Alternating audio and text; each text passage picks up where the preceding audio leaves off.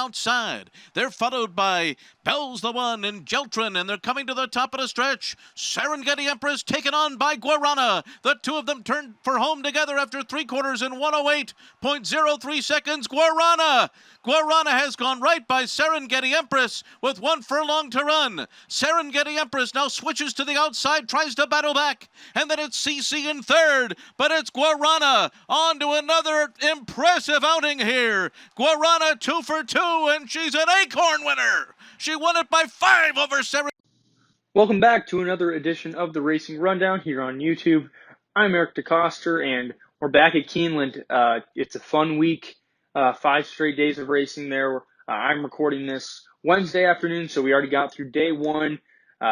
Fortunate that we even got to watch some Keeneland racing in this part of the year, considering how crazy it's been. It was a fun first day, and I guarantee it's going to get even better as the week goes on. We're talking about the Madison here, premier grade 1 sprint for the older fillies and mares, going 7 furlongs on the dirt. You got some grade 1 winners in this race. You got some really nice graded stakes winners, 9 really talented horses, a couple probably some longer shots, but very, very good horses at the top level in the race. So we'll go horse by horse, one by one, my pretty much unbiased insight into them, and then kind of how the pace scenario will play out in my opinion, and finally my picks at the end. Main goal here, though, is to inform, hopefully give you listeners an angle that you might have not seen before, that'll either, give a horse a better shot in your eyes or, deter them in some way. So we'll start with the one, Diamond Crazy, Dallas Stewart and Brian Hernandez Jr. The connections here, a winner of her last 6. She won 3 in a row to kick off the year before dropping 2 straight. Finally, last time out in a starter allowance at Churchill Downs, she did get the victory. Big long shot. She's going to be the big long shot in this race. Personally, I don't see where you can find an angle to see her winning. Not because she's a bad horse. Like I said, she's a winner. She's won 4 of her last 6 races, but speed figures they're really there. Pace scenario, she's not going to have much going for her. It's not like she's a closer who's going to get a really hot pace to run into, or she's lone speed. Not a lot going for her in this spot. But who knows? She might just be able to step up, pull off a giant upset here. I just think she's a cut below the rest. The 2 Wildwood's Beauty, seconditis is very real with this horse. Second in her last 4 races and 5 of her last 6. A couple of those in Florida bred stakes races. She is a Florida bred, and a couple of those in graded stakes at Gulfstream Park. Connections, pretty high percentage connections, but they're not stakes connections. Scott Becker, the trainer, based at Gulfstream and Tampa in the winter, and then it'll usually go to Illinois for the winter. In case you were not familiar with that trainer, figured I might as well give some insight there on a lesser-known trainer who does fire at a pretty high percentage. Like I mentioned, seconditis, behind a horse who actually is in this race, Sally's Curlin, 2 back in the Hurricane Birdie, and then as the heavy favorite in a Florida-bred restricted race last time out, was second as well. That was about 2 months ago. She'll be coming off just under a 2-month layoff, but has been working consistently since then. Valid play underneath, in all honesty. She runs down to the level that she's in, whether it's a Florida bred stakes race, whether it's a grade 1. She's always going to run well, but she's never going to get the job done. So don't be concerned that because she could not win at the Florida bred level, she cannot run a good race here at a grade 1 level, because before that second last time out, she was also second in a grade 3 and a grade 2. So she's just always runs down to the horse that she's facing. She's never going to be the standout in the group, but a very solid look underneath if you're looking for a price. The 3 Sally's Curlin was the horse who beat Wildwood's Beauty in her race 2 starts ago in the Hurricane Birdie. This was a filly who last year really looked like one who was going to make some noise in this division at some point. She won 3 straight races by a combined 15 lengths, including the grade 3 Chaluki last fall. Then one of the favorites in the Fall City when stretching out to 2 turns, did not run too well. Well, now she went back to 1 turn to start off 2020 and got a big win down at Gulfstream.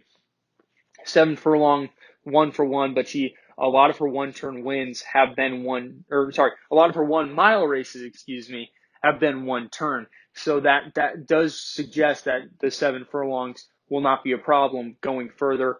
She does have one race at Keeneland. She was third in her second career start, going 1 mile and an eighth. That was last April, April 2019.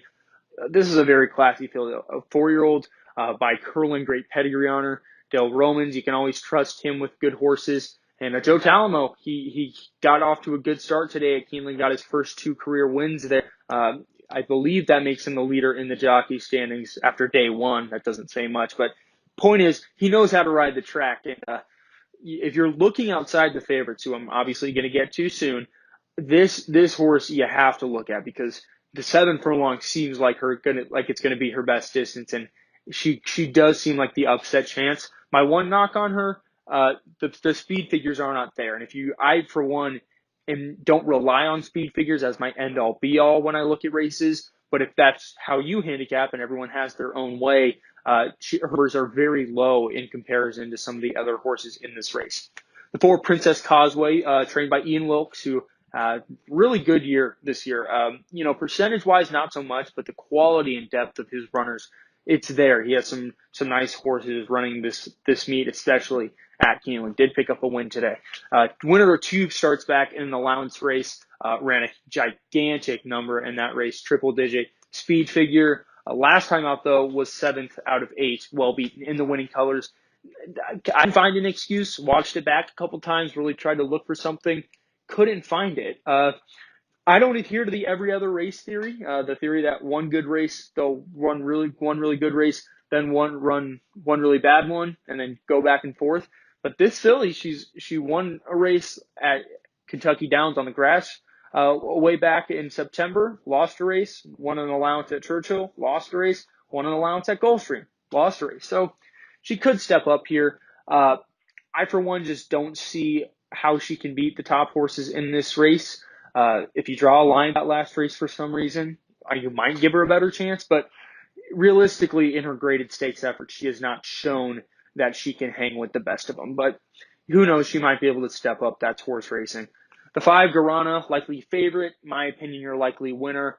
She's really never turned a hair wrong, except in the cotillion 2 starts ago, when she was second behind Street Band after challenging, I should say. She was not on top, but she did challenge a pretty quick pace. Other than that, 4 other wins, 4 for 5 in her career. I think she's best known for that big win in the Acorn last June, a coaching club American Oaks after that, and then bounced back to win an allowance race really impressively over a pretty strong group for an allowance race, I might add, at Churchill Downs. And on top of that, her debut came at Keeneland, going 6.5 furlongs. She won that by 14 lengths. Gigantic speed figure. Hard to look against her. I'm a big pace guy. I'm always looking at how the race will set up to try and find the best try to find some angles. Even then, you can't go against her. She's going to be able to challenge pace that's not even going to be too hot for a sprint race. So it's all going well for her. Guarana, she's going to be my pick. I'll talk about the horses I like underneath in a second, but I figured I might as well give out who I had on top right there while we were going over her. The 6 Unique Factor. This was a filly who really stepped up her game in her last start for Peter Miller, an allowance win at Churchill. Short layoff, I might add. I remember that race so well because it was only 12 days ago. By the time this race will be about 2 weeks or so, maybe 12 days.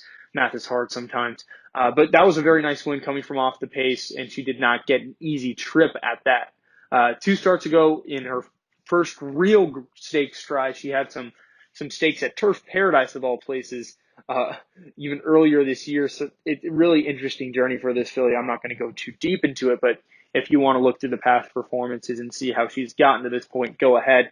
Her first graded stakes try was a 4th in the winning colors 2 starts ago behind someone in this race. I don't see what can move her up. I feel like that last race was her best, and if that's her best, she's not going to be competitive in this group. She's never ran going 7 furlongs, never ran at Keeneland. She does have some turf and dirt ability. Her best races have probably come on the dirt, so she does have that going for her. And I will say Flavian Pratt riding out of his mind as always, so one to consider. And really interesting number. in the last 2 months, Peter Miller, Flavian Pratt have teamed up 30 times. They are winning at a 47% clip and hitting the board at a 75% clip. That's ridiculous and something to keep in mind. The 7, Mia Mischief, a confusing type. She won 3 in a row, two to begin the year and one before that, and then as the heavy favorite in the winning colors was third, beaten about 5.5 lengths. She did kind of go a little quick early on. That would be a factor there for that loss, but she's just a confusing type. She doesn't always run her best race. She's a winner at Keeneland, though. That's always something that's good to consider. And then last time she ran here, she was third in the TCA in October. If you think that she can get back to that old form, which I think she probably can, she's going to be competitive to at least hit the board here. Her speed figures have her, just a step below Guarana, which that doesn't make you a bad horse if you're a step below Guarana, if we're being honest. So I think that she's a nice filly. I just can't trust her because she's been so inconsistent when you think she's going to run her best race. And one of the biggest things, and I think a lot of people don't realize this, is that Steve Asmussen and Ricardo Santana Jr., while these guys are incredible, they are incredibly talented at what they do, something about Keeneland just does not work for them. I believe, I heard a number the other day that they went at around 6% at this track. And for those of you that follow racing close enough, that Steve Asmussen and Ricardo Santana Jr., they're two peas in a pod. They're always working together. So to be winning at that percentage together, that's a little concerning to me at Keeneland. The 8, Bells the One, the winner of the winning colors last time out, gigantic speed figure in the process. That was her first win in 3 starts, or she lost 2 in a row. 4 starts ago, she did win the Raven Run at Keeneland to grade 2. That does give her, that was one of 2 wins she had at Keeneland. She does have a third here as well. Also a 7 furlong specialist. She her biggest win before that winning colors was that Raven Run, same conditions as this race in terms of distance and surface. My knock on her is she's kind of pace dependent. She needs something, good, speed to close into. She needs it to kind of fall apart, and that's not going to happen here. There's no early speed signed on other than one horse, the last horse I still have to touch on. But outside of her, I just don't see it happening. I do like her, though. She's a very fun filly to watch. I just don't see it happening in this spot. Has been working well coming into this race. That is one positive for her. And the 9, Amy's Challenge, is that really the lone, she's going to be in front in this race, and she's not going to have too much pressure. I don't think that she's better than Guarana and Mia Mischief to kind of steal it on the front end, but she's a horse I really like underneath for a second or third. Back-to-back seconds for her in listed stakes down at Oaklawn. She was second in this race a year ago, beating just a neck when she set the pace here. Killer race she ran that day. She hasn't won since Oaklawn 2019. That is a bit concerning. Hasn't won in over a year, but she's ran some really good races in the process, especially those last were very good, losing to Mia Mischief in her last start. Bit of a layoff, has not ran since late April, has been working pretty consistently since then, however, so that it does bode well for her. And if you're not convinced that she's tuned up for this, how about this? 58-4 for 5 furlongs at Canterbury, where her and her trainer are based to prep for this race. That's pretty good, I think, leading up. Speed presence, classy filly, despite the fact that she hasn't won a graded stakes in her career. She runs big every time. So pace scenario, I've splattered information here and there about it throughout this preview, but we'll go into depth now. The 9, Amy's Challenge, she's going to be in front, and there's no real other horse in this race who likes to be on the lead as well. So that bodes really well for Amy's Challenge. Expect the pressure to come from the 2 favorites, Guarana, Mia Mischief. They're going to get really good trips. You're not going to, unless they both break horribly, you're not going to be able to knock these horses for anything if they run well. There's going to be no excuses for any of those first 3 horses. Further back, you have the likes of Wildwood's Beauty. Expect her to be sitting 4th. And then you actually have quite a few closers in here. The 1, Diamond Crazy, Sally's Curlin, Princess Causeway, as well as Unique Factor and Bells the One. They all like to come from behind. So those top 4 horses, I think, are going to be your top 4 finishers. You got Guarana on top for me over Amy's Challenge. And then I will say I do think Sally's Curlin's probably going to run good enough to pick up the pieces late and maybe get third. But Wildwood's Beauty, another one to consider. And like I said, I don't trust Mia Mischief, so I'm not going to pick her in this spot. So that's all I have for you guys on this preview. Very fun race. Enjoy it. I hope I was able to help. I don't think the favorite gets beat here, Guarana, but if you think she's beatable, I hope I was able to help you find that angle to go against her or at least make some money underneath. That's all I have for you guys. We'll see you next time. Two from the front, 2.5 back to Classy Act, top of the stretch, Amy's Challenge and Mia Mischief. It looks like it's going to come down to these two. Amy's Challenge ahead in front of Mia Mischief, who is set down for the final furlong, and Mia Mischief blows away and is suddenly 2 in front. Amy's Challenge running her heart out, but she's just second best to a superstar sprinting filly. Mia Mischief levels out, runs away straight and strong.